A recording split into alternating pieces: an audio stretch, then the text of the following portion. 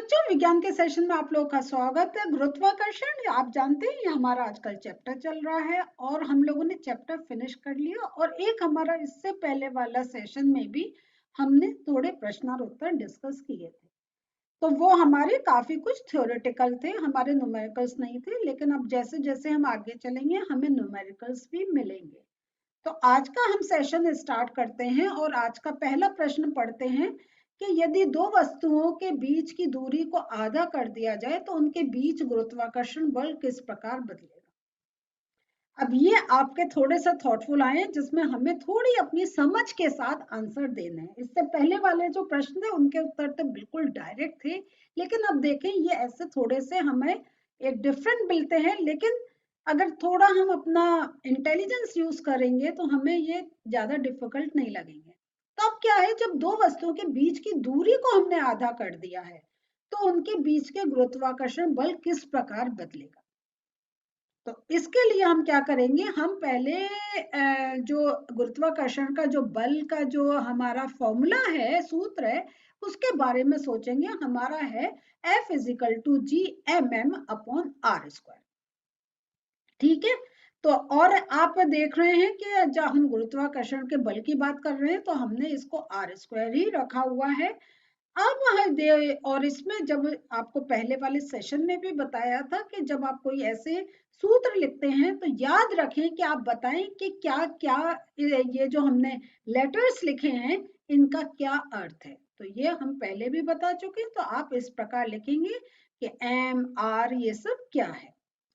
अब हम लोग देखते हैं कि यदि दूरी को आधा कर दिया जाए तो दोनों वस्तुओं के बीच की दूरी हो जाएगी r/2।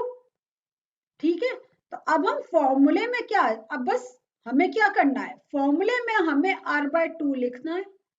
तो ये अब हो गया r/2 होल स्क्वायर। तो आप इसको मैं कहूंगी, क्योंकि हम इसको आपको ऐसे ओब्लिक करके अपॉन दिखा रहे हैं, आप अपनी कॉपी में अपॉन करके लिखिए, उससे आपको और ज्यादा समझ में आएगा। तो ये देखिए ना, ये फ्रैक्शन हुआ है, क्लियर हुआ। सो जब हम इसे ये हमारा अब जब हम इसको सेट करेंगे तो ये हमारा हो जाएगा G/m/r अपॉन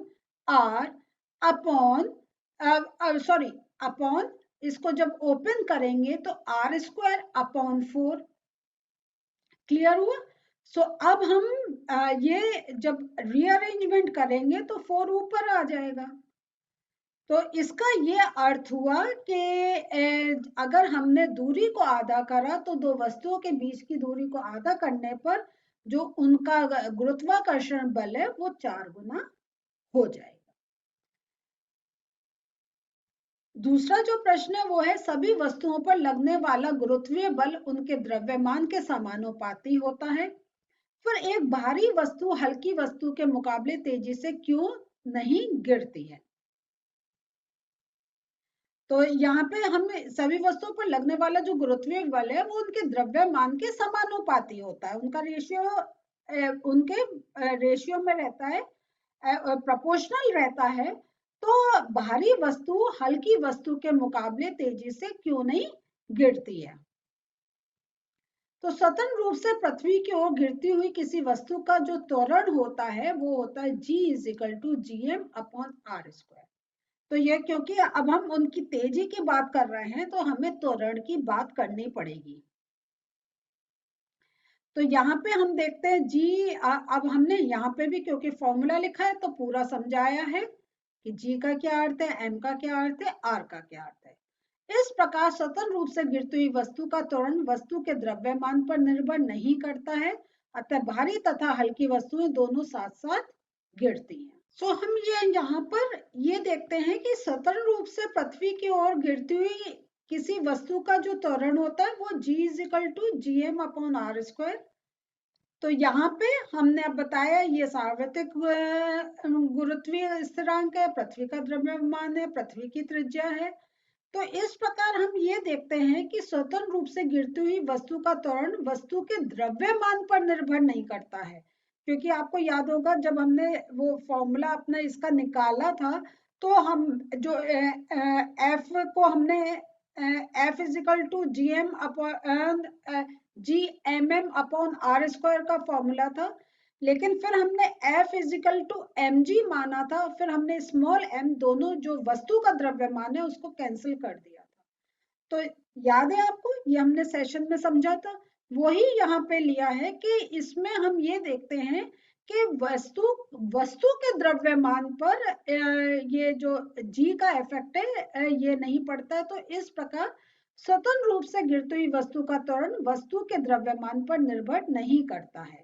तो ये जो जी है ये क्या हुआ, ये त्वरण है ना, ग्रेविटेशनल त्वरण है। तो वो उस जो वस्तु के द्रव्यमान पर नहीं डिपेंड करता है, तो इसलिए वस्तुएं समान उस पर गिरती हैं। लेकिन हमने एक चीज बताना चाहेंगे, जो एक आपके सामने हमने वो एक एग्जाम्पल लिया था, उसमें पेपर और पत्थर को हमने कंपेयर करा था। वो एक अलग चीज थी कि कैसे जो एक एटमॉस्फेयर प्रेशर का इफेक्ट पड़ता है वो कैसे किसी चीज को गिरने में एक फर्क लाता है। तो ये अलग अलग एस्पेक्ट्स हैं जिनको हमें एक एज पर द क्वेश्चन समझना है और तभी उसके आंसर देने हैं।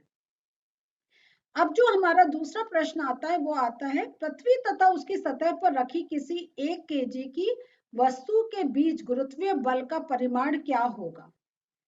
तो पृथ्वी तथा उसकी सतह पर रखी, तो सतह आप याद है आपको, यही चीज हम आपको बता रहे हैं, तो सतह की बात कर रहे हैं। तो जो डिस्टेंस है उसको हम पृथ्वी की जो त्रिज्या है वो लेंगे आर स्क्वायर। क्लियर।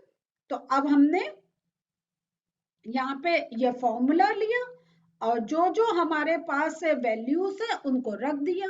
तो जी की वैल्यू हमें मालूम है, वो हमें है 6.67 इंटू 10⁻⁻11 और त्रिज्या उन्होंने 6.4 इंटू 10⁻6 दे रखी है, द्रव्यमान दे रखा है।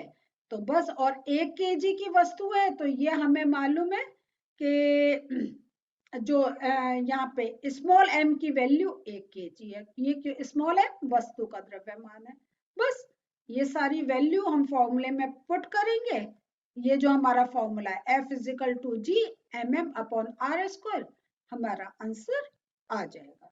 तो बस हमें बच्चों यहाँ पे आप ये कॉपी में सॉल्व करिएगा, तो जी की वैल्यू लिखिए इनटू ये देखिए जी की वैल्यू आई, आपका m की वैल्यू आई जो हमारा पृथ्वी का जो द्रव्यमान दे रखा है, और हमें जो वस्तु का द्रव्यमान इंटू 1 अपॉन आर स्क्वायर करा है, तो जो पृथ्वी की त्रिज्या है इसका स्क्वायर करा है, और फिर आप कैलकुलेशन करके आपका आंसर मिल जाएगा।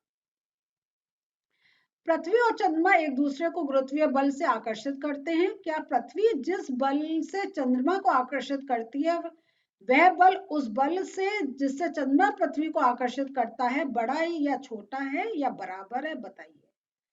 तो पृथ्वी और चंद्रमा एक दूसरे को बराबर गुरुत्वीय बल से आकर्षित करते हैं, क्योंकि गुरुत्वाकर्षण के सार्वत्रिक नियम के अनुसार दो पिंडों के बीच लगने वाला बल दोनों पिंडों के लिए समान होता है।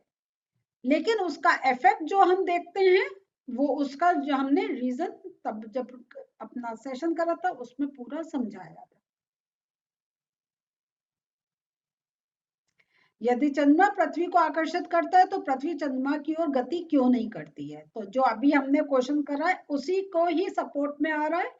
चंद्रमा पृथ्वी को अपनी ओर आकर्षित करता है, परंतु पृथ्वी का द्रव्यमान चंद्रमा की तुलना में बहुत अधिक होने के कारण जो त्वरण होता है वो नगण्य हो जाता है, इसलिए पृथ्वी चंद्रमा की ओर गति नहीं करती है। दो वस्तुओं के बीच लगने वाला गुरुत्वाकर्षण बल का क्या होगा यदि एक वस्तु का द्रव्यमान दोगुना कर दिया जाए, वस्तुओं के बीच की दूरी दोगुनी अथवा 3 गुनी कर दी जाए, दोनों वस्तुओं के द्रव्यमान दुगने कर दिए जाए। तो यहाँ पे एक वस्तु का द्रव्यमान दुगना कर दिया जाए, तो इसको समझने के लिए हम क्या करेंगे, तो हम फिर से देखिए ये वाला फॉर्मूला तो आपको अब पूरा याद हो जाना चाहिए, F equal to G M M upon R square. बस अब इसमें हम वैल्यूज रखते जाएंगे। अगर वस्तु का द्रव्यमान दुगना कर दिया तो हमारा देखिए ये हमारा फॉर्मूला है, तो अब हम क्या करेंगे, हम यहाँ पे Gmm और वस्तु का द्रव्यमान ये हो गया 2m। और अब जब हम इसको सॉल्व कर रहे हैं तो हमें ये हमारा क्या आ रहा है, ये हमने जब रीअरेंज करा तो हमारा 2 बाहर आया। तो अगर हमने वस्तु का द्रव्यमान दुगना कर दिया तो उनके बीच में लगने वाला गुरुत्वाकर्षण बल भी दुगना हो जाएगा। अगर जो दोनों के वस्तुओं के बीच की दूरी को अगर हमने दुगना कर दिया जाए तो r की जगह हमारा 2r हो जाएगा, और 2r मीन्स आपका ये 4r स्क्वायर हो जाएगा। तो दोनों वस्तुओं के बीच लगने वाला गुरुत्वाकर्षण 1/4 रह जाएगा। और आपको याद होगा एक क्वेश्चन हमने करा था जिसमें हमने कहा था कि ये यहाँ पे हमने दूरी दुगनी कर दी है, लेकिन एक हमने प्रश्न करा था उसमें हमने कहा था कि दूरी को हमने आधा कर दिया है, तो हमने इसको r/2 लिया था, तब हमारा चौगुना हो गया था। तो अब अगर हम जो दुगनी है उसको अगर हमने दुगना कर दिया तो हमारा जो बल है वो 1/4 हो जाएगा। तो ये दोनों क्वेश्चन को ध्यान में रखिएगा। और अगर हमने तिगुनी कर दी तो ये 3r हो जाएगा, मीन्स 9 स्क्वायर हो जाएगा।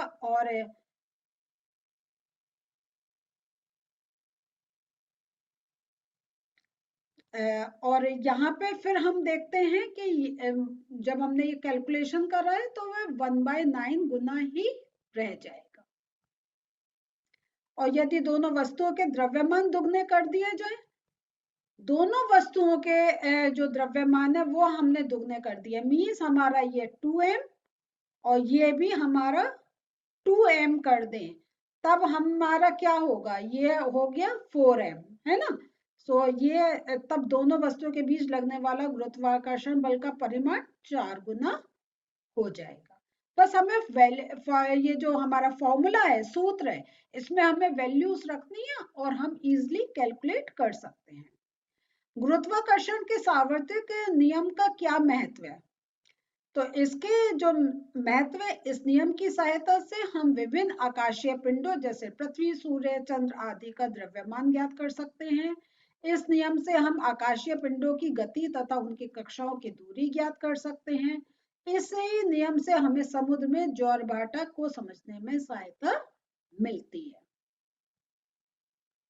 मुक्त पतन का त्वरण क्या है? मुक्त पतन का त्वरण वह त्वरण है जो पृथ्वी की ओर स्वतंत्र रूप से गिरने वाले किसी भी वस्तु पर लगता है। यह त्वरण पृथ्वी के गुरुत्वीय बल के कारण उत्पन्न होता है। इसे g से व्यक्त करते हैं तथा इसका मान लगभग 9.8 मीटर पर सेकंड स्क्वायर होता है। एक व्यक्ति ए अपने एक मित्र के निर्देश पर ध्रुवों पर कुछ ग्राम सोना खरीदता है। वह इस सोने को विषुवत व्रत पर अपने मित्र को देता है। क्या उसका मित्र खरीदे हुए सोने के भार से संतुष्ट होगा? यदि नहीं तो क्यों? तो यहाँ पे आपको एक संकेत दिया है कि ध्रुवों पर जी का मान विषुवत व्रत की अपेक्षा अधिक है, तो उसका मित्र खरीदे हुए सोने के भार से संतुष्ट नहीं होगा, क्योंकि अब सोने का भार पहले से कम है। किसी वस्तु का भार जी के मान पर निर्भर करता है। तो यहाँ पे हम देखते हैं जहां आर ये जो है पृथ्वी की त्रिज्या है, पृथ्वी ध्रुवों पर चपटी है, इसलिए ध्रुवों पर पृथ्वी की त्रिज्या आर विषुवत रेखा पर पृथ्वी आर से कम होती है। इसके फलस्वरूप ध्रुवों पर जी का मान अधिक होता है, विषुवत रेखा पर जी का मान कम है। अतः विषुवत रेखा पर सोने का भार ध्रुवों के पर सोने के भार से कम होगा। काफी कुछ ये सोचने वाली बात है कि हमारा, क्योंकि हमने देखा है वो ऑर्बिट है तो वो सर्कल नहीं होता है, तो उस चीज को हमें ध्यान में रखना होगा। एक कागज की शीट उसी प्रकार की शीट को मरोड़कर बनाई गई गेंद से धीमी क्यों गिरती है? तो ऊपर से नीचे गिरती हुई वस्तुओं पर हवा घर्षण बल लगाती है। तो यहाँ आप देखिए ना, अब हम घर्षण बल की बात कर रहे हैं। तो जब कोई चीज नीचे गिरती है तो हवा उस पर घर्षण बल लगाती है। कागज का क्या है, क्षेत्रफल गेंद के क्षेत्रफल से अधिक होने के कारण उस पर लगने वाला जो हवा का घर्षण बल वो अधिक होगा, इसलिए ये धीरे धीरे गिरता है। तो बच्चों आज भी हमारे काफी नए नए प्रकार के प्रश्न थे और थोड़े सोचने वाले भी थे, लेकिन अगर देखें तो बहुत कुछ हमारे फॉर्मूला बेस्ड है।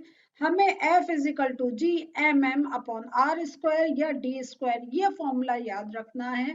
फिर कोई चीज को दुगना कहीं आधा कहीं हमें फॉर्मूले में पुट करनी है, कैलकुलेशन करनी है और हमें बताना है कि त्रिज्या आधी करने से जो आपका फोर्स है उस पर क्या इफेक्ट पड़ेगा, या त्रिज्या को डबल करने से क्या होगा, या अगर द्रव्यमान है उसमें अगर हम उसको आधा या डबल कर रहे हैं उससे फोर्स पे क्या इफेक्ट पड़ेगा।